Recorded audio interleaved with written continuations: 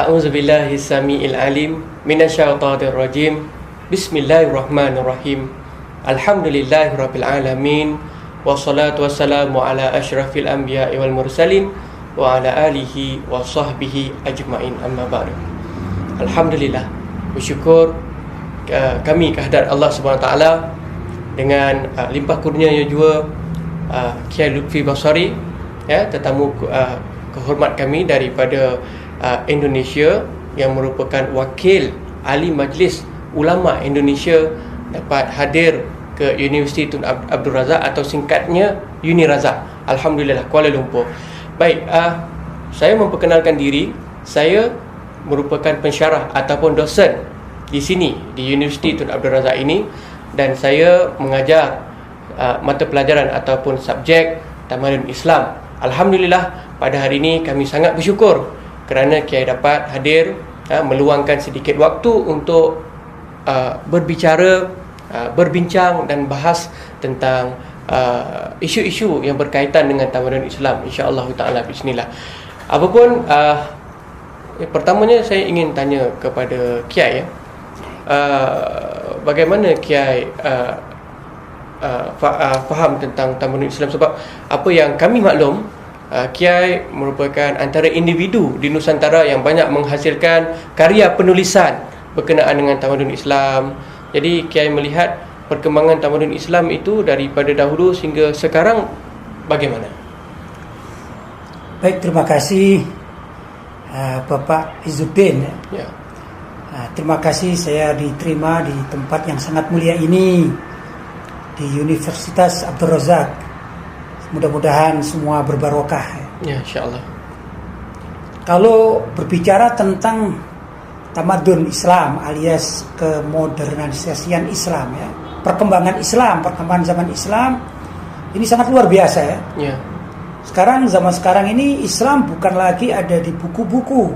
Ya, benar. Bukan sekedar Islam tertulis dalam kitab-kitab. Ya. Tapi Islam ini perkembangannya sangat luar biasa. Tentu kalau kita melihat dunia ya, bahwa di abad yang sangat modern ini ya, kalau kita menengok sekarang tahun 2016 kan, berarti abad 21, betul. Ini kita nengok ya, bahwa perkembangan Islam ini sangat luar biasa.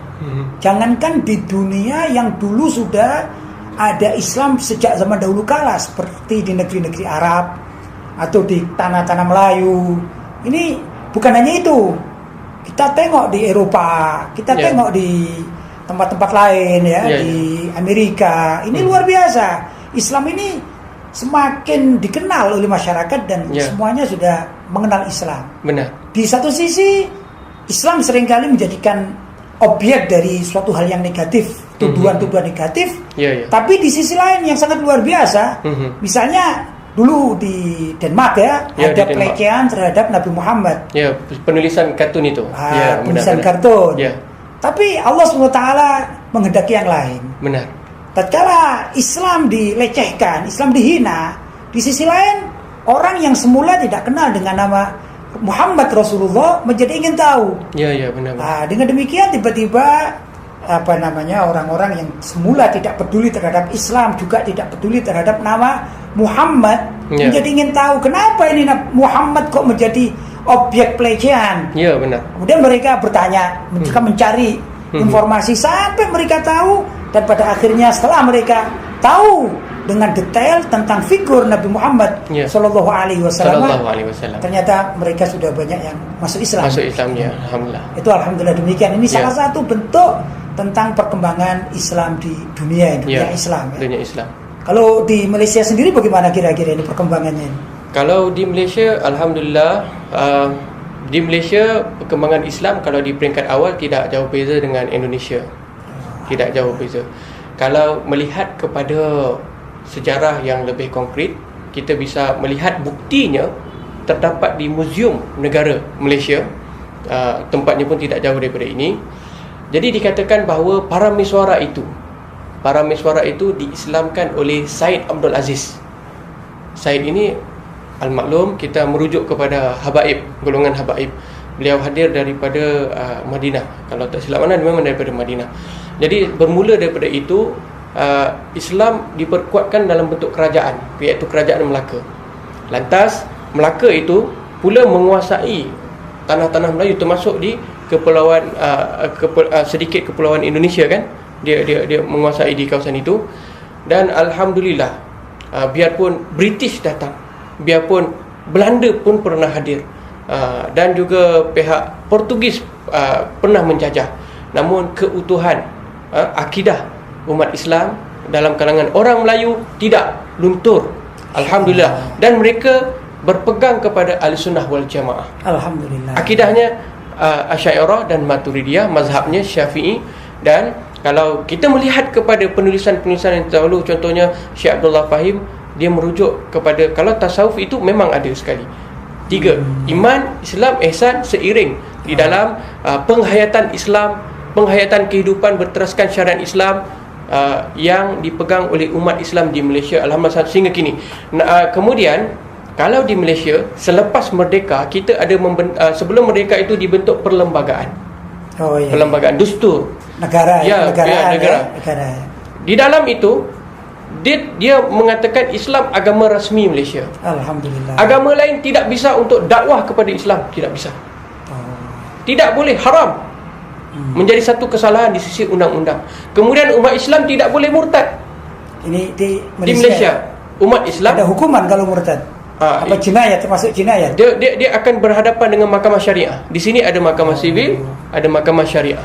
Jadinya kalau mau murtad tidak bisa secara undang-undang. Tapi kalau dia secara diam-diam, dia keluar negara ataupun dia tidak praktis Islam, tidak solat dan sebagainya, itu memang di luar daripada itu memang di luar daripada konteks perlembagaan. Kemungkinan ada, wallahu alam. Kalau di Indonesia juga begitu. Jadi perkembangan Islam ini sangat luar biasa sebenarnya ya. Memang ada oknum-oknum orang-orang tertentu yang berusaha untuk merusak Islam ya. Benar. Memang ada itu ya. Benar. Dimanapun juga ada. Di zaman Nabi juga ada Nabi palsu kan. Benar. Apalagi di zaman sekarang. Benar. Tapi yang menjadi luar biasa, ini pemuda-pemuda ini sekarang berpegang teguh pada Islam ini sudah luar biasa. Jadi perkembangan anak-anak muda, baik itu di kampus, apalagi pesantren-pesantren, di surau-surau, musola-musola, masjid-masjid, mereka ramai sekali gitu. Kalaupun mengadakan kegiatan-kegiatan keislaman, macam sholawat Nabi, nah itu luar biasa di Jawa atau di Indonesia ya. Bahkan grup-grup maulid Nabi alias sholawat yang keliling kota. Ini ramai sekali banyak. Benar. Kalau kita lihat pada rakaman 100, 200, 1000, 2000, 15.000, luar biasa. Benar. Bahkan di beberapa tempat di Indonesia ini, mereka yang mengikuti tarekat alias orang-orang ahli tasawuf, itu juga punya perkumpulan. Mereka zikir berjamaah bersama-sama di tempat-tempat ini. Kalau sudah berkumpul juga ribuan, ada kadang 20.000, 25.000 dan seterusnya. Jadi memang ada orang-orang yang istilahnya merusak niat untuk merusak Islam, seperti orang-orang liberal misalnya. Mereka mengatakan itu tidak pentinglah Islam untuk diamalkan. Tapi di sisi lain, Masya Allah, Allah membuka diri umat Islam di Indonesia. Kalau juga jadi di Melayu, di Malaysia ini, berarti Islam di dunia ini semakin maju. Kalau saya melihat tadi, saya sempat di Malaysia ini beberapa kunjungan ke masjid-masjid yang indah, cukup luar biasa, bangunannya Masya Allah, tertata rapi.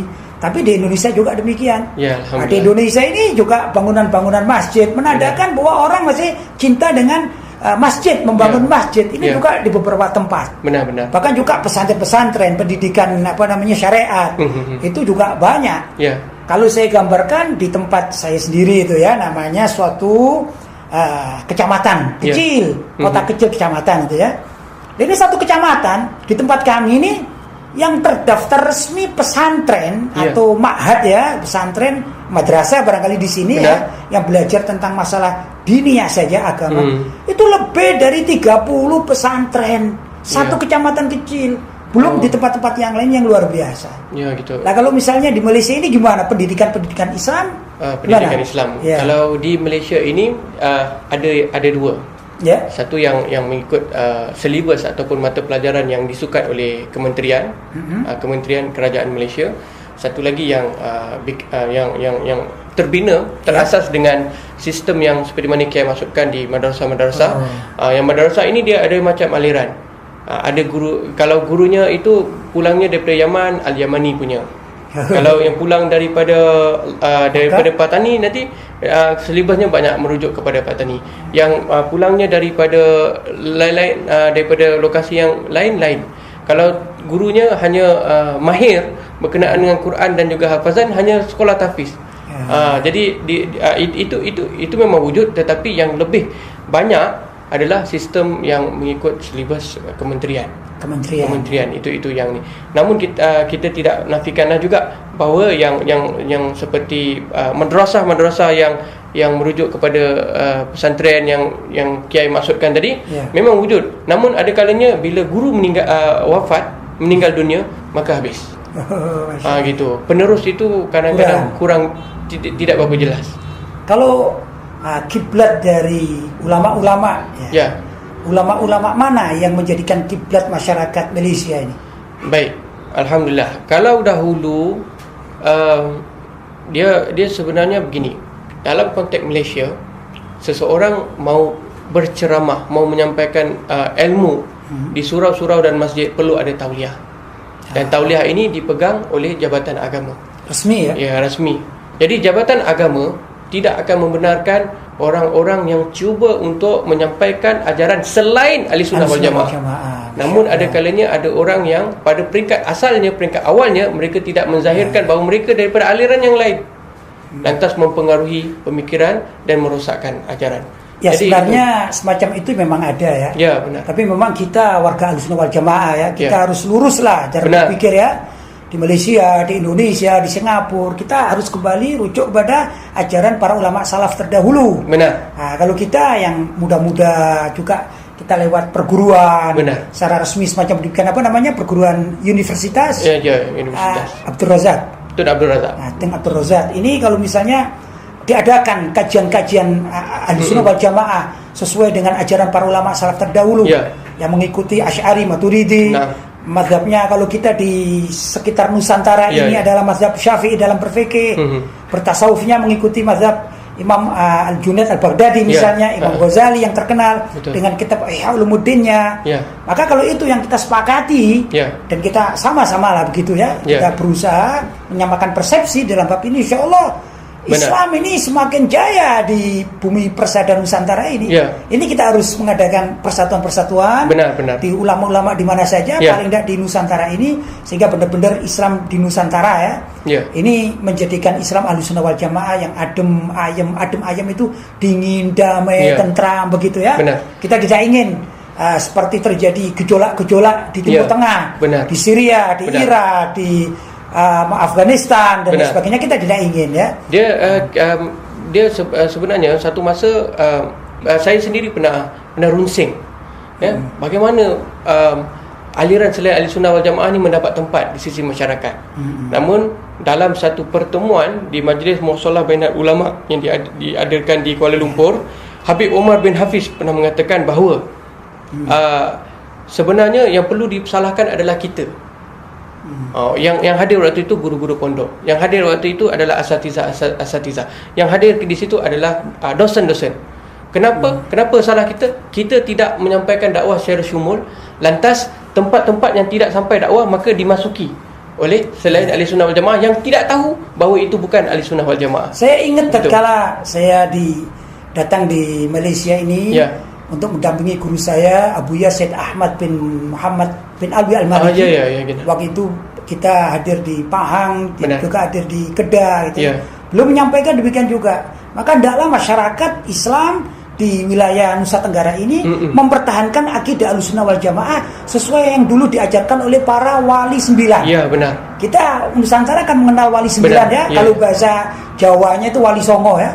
Di sini terkenal juga ya di Malaysia wali 9. Nah itu kata beliau, maka ini yang perlu dipegang. Nah, kalau ajaran itu dipegang, kenyataannya walaupun ada penjajah Belanda di Indonesia, Jepang di Indonesia, Inggris di mana, di Malaysia dan Portugis dan segala macam, ternyata Islam tetap sesuai dengan apa yang sudah diajarkan oleh para ulama-ulama terdahulu dan tetap ini kokoh pada paksinya. Ini perlu dilestarikan. Saya harap itu yang bisa dikerjakan. Apa yang dilakukan di sini, umpamanya kita di sini sebenarnya umpamanya Universiti Tun Abdul Razak cuma menawarkan dua kursus yang benar-benar namanya Islam, umpamanya perbankan Islam dan perancang kewangan Islam. Ada dua saja. Jadi pengajian Islamnya terhad pada subjek yang anak ajar, iaitu tamadun Islam. Namun kita isi kekosongan waktu pelajar dengan menjemput umpamanya kiai-kiai, baba-baba, habaib. Kita buat daurah, kita panggil untuk ceramah. Jadi kita mahu sambungkan para pelajar dan kita mahu hubungkan pelajar dengan ilmu yang memiliki ilmu yang disampaikan oleh individu asatizah ataupun habaib ataupun masyayikh yang memiliki sanad keilmuan muttasil hingga Rasulullah SAW. Jadi kita isi kekosongan yang ada itu supaya kita dapat memelihara sambil memantapkan kita punya fahaman arus perdana Ahlussunnah wal Jamaah. Kami sepakat. Saya mewakili ulama dan masyayikh, juga mewakili masyarakat Indonesia, sepakat untuk menetapkan akidah Ahlussunnah wal Jamaah mengikuti mazhab Syafi'i dan tasawuf mengikuti Imam Al-Junaid Al-Baghdadi, Imam Al-Ghazali, Al-Habib Abdullah Haddad, dan juga akidah tauhid mengikuti Al-Imam Al-Asy'ari dan Imam Maturidi. Kita sepakat sebagai dasar bagi Islam warga Melayu. Benar. Terima kasih. Terima kasih. Alhamdulillahirabbil alamin. Jadi alhamdulillah, sedikit perbincangan yang sangat menarik, perkongsian bersama daripada kami berdua yang berkisar tentang tamadun Islam seperti tadi. Alhamdulillah, apa yang kami sepakati bersama ialah untuk memastikan tamadun Islam dalam suasana yang perkasa dan cemerlang, maka kami setuju supaya kita teruskan usaha meletakkan aliran Ahlussunnah wal Jamaah sebagai pegangan dan penghayatan utama dalam kehidupan Muslim, sama ada di Malaysia, Indonesia, bahkan kita berusaha untuk di seluruh dunia, insya-Allah taala biiznillah. Tamadun Islam biarpun tidak ada peneraju hari ini, tetapi ia tetap dikenali sebagai suatu tamadun Islam bila mana masih memiliki individu yang menganut agama Islam. InsyaAllah Islam akan bangkit. InsyaAllah aliran Ahlussunnah wal Jamaah akan terus bersatu. Dan alhamdulillah, usaha sama, kerja sama antara Ahlussunnah wal Jamaah Aswaja garis lurus dan juga Pertubuhan Aswaja Malaysia, Pertubuhan Ahlussunnah wal Jamaah Malaysia kian rapat dengan kunjungan Kiai, dengan kunjungan Kiai Idrus Ramli, dan insya-Allah kalau bisa yang lainnya, Buya Yahya pun nanti kita akan jemput dan kita akan berdiskusi, kita akan bekerjasama insya-Allah. Daripada pihak saya, terima kasih kepada tetamu jemputan kita, Kiai Lutfi Basori yang sudi hadir meluangkan waktu untuk bersama dengan kami. Terima kasih kepada para pendengar yang setia. Insya-Allah kalau di kesempatan yang lain kita bertemu lagi. Wabillahi taufiq wal hidayah. Wassalamualaikum warahmatullahi wabarakatuh.